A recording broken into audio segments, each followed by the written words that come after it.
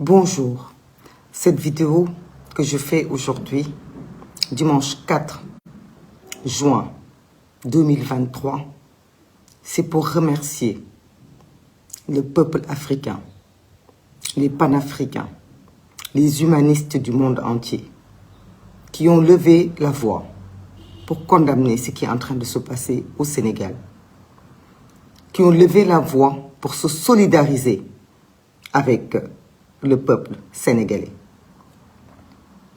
Vous avez notre gratitude.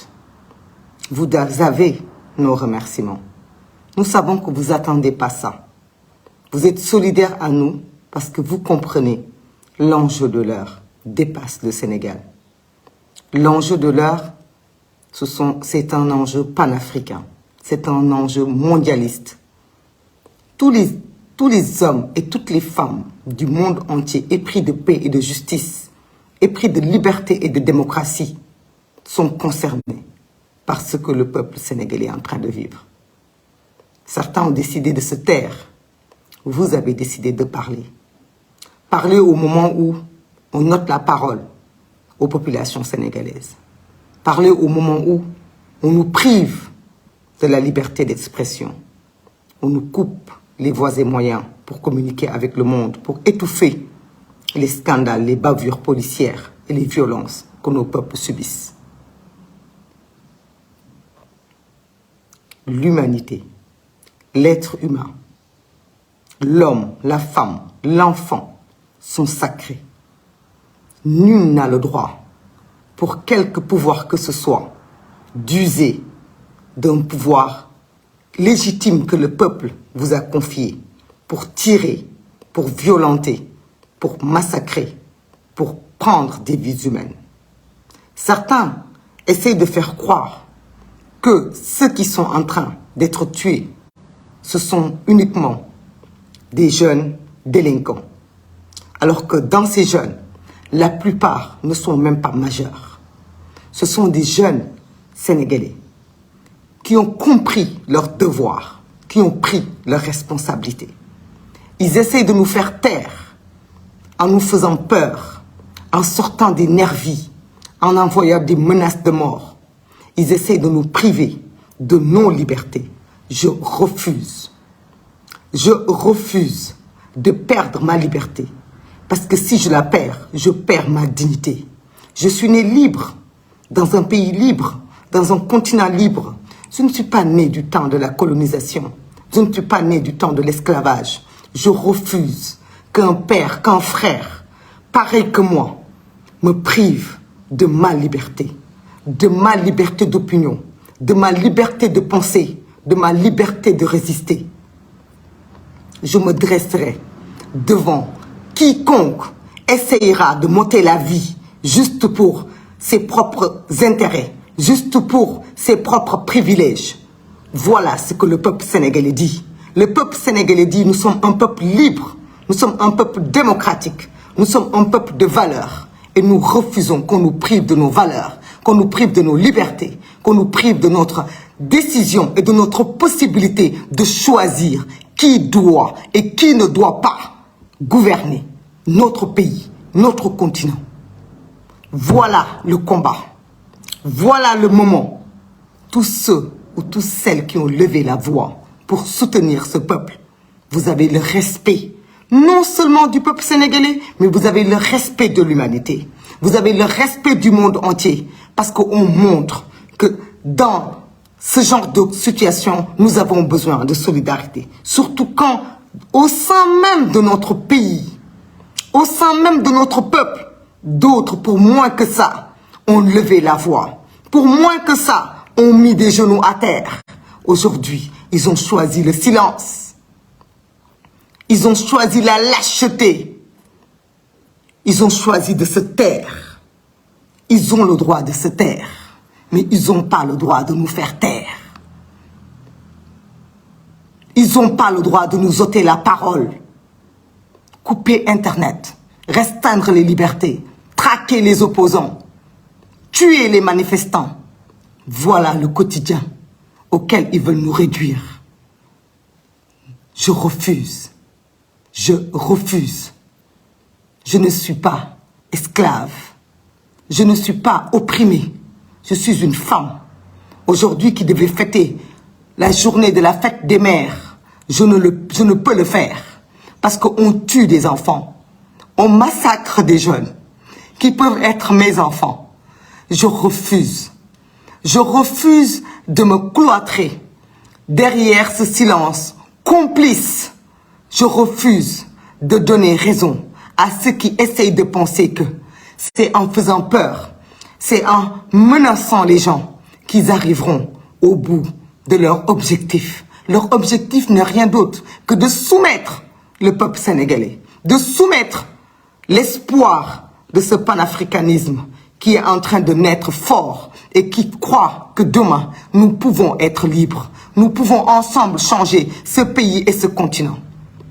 Nous ne devons pas l'accepter.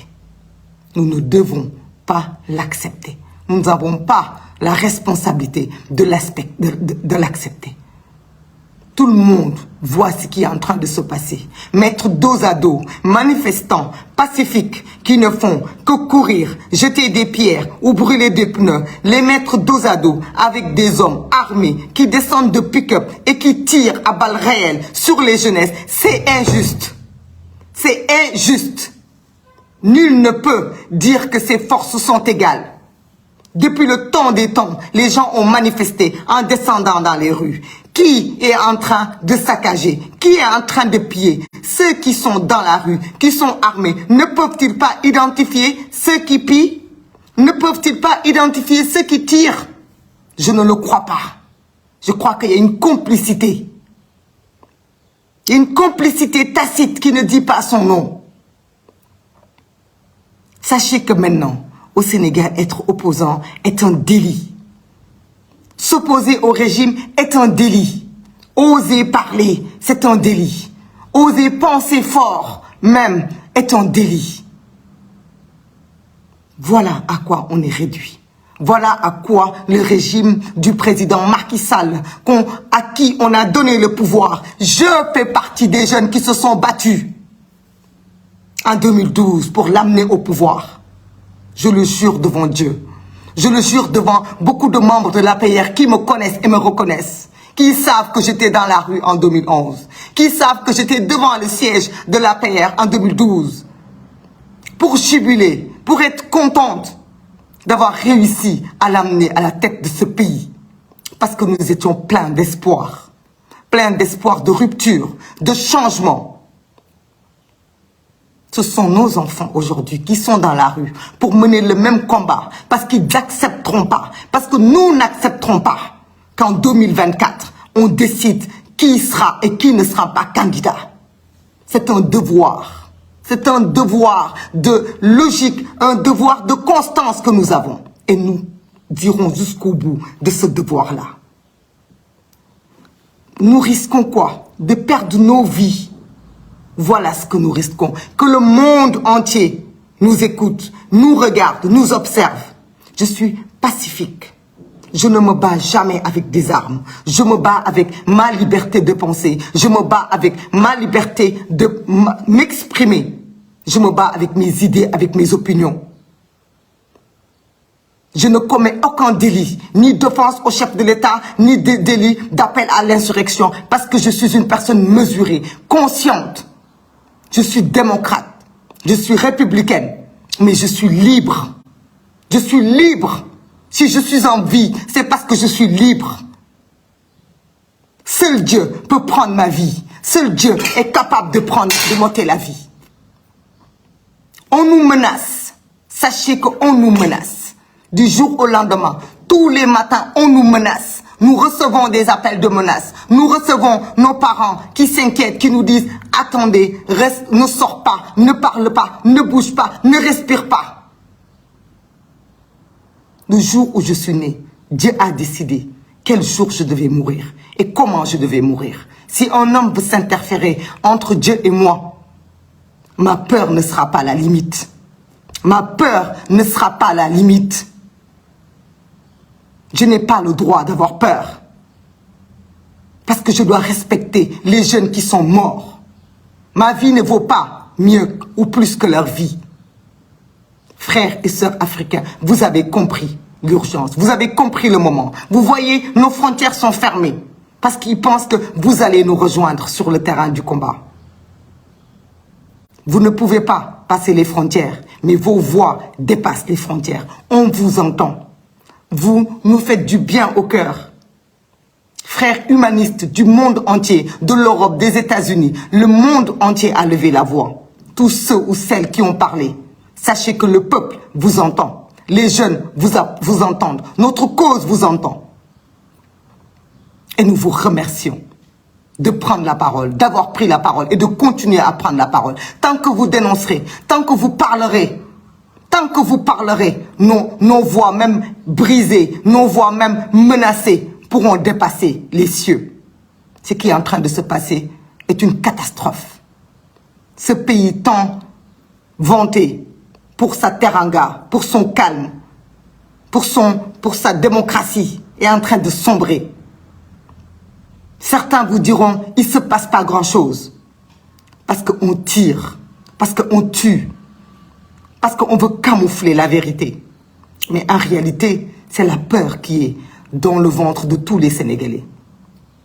C'est la peur qui tétanise les hommes et les femmes qui sont derrière leurs rideaux, derrière leurs fenêtres, derrière leurs portes, qui retiennent leur souffle. C'est cette peur qui empêche les gens de vaquer à leurs occupations primaires. Voilà à quoi on est réduit. Mais tant que vous parlez, c'est comme si c'est nous qui parlions. Nous sommes ensemble. Nous vous remercions. Nous vous sentons. Nous entendons vos encouragements.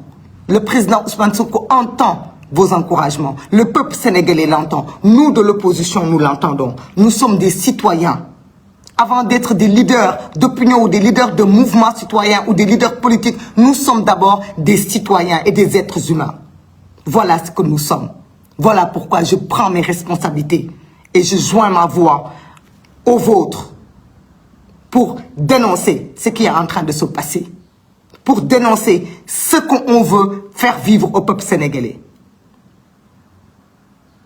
Nous irons jusqu'au bout de ce combat pour la démocratie, jusqu'au bout de ce combat pour notre liberté, jusqu'au bout de ce combat contre ce régime, parce que nous avons choisi de nous opposer. En 2024, nous irons aux urnes, nous irons voter, nous irons choisir notre président. Nous irons choisir l'homme qu'on aura mis aux destinées de ce pays, comme nous l'avons choisi en 2012. Nous avons cette responsabilité-là. Et nul ne pourra nous empêcher d'arriver à ce jour-là. Parce que tout simplement, c'est notre devoir. C'est notre devoir. Et nous ferons nos devoirs. Devoir de citoyen, c'est d'aller voter. Devoir de citoyen, c'est d'élire son président de la République. Pourquoi on veut nous loter? Pourquoi on veut faire de nous des hommes et des femmes lâches?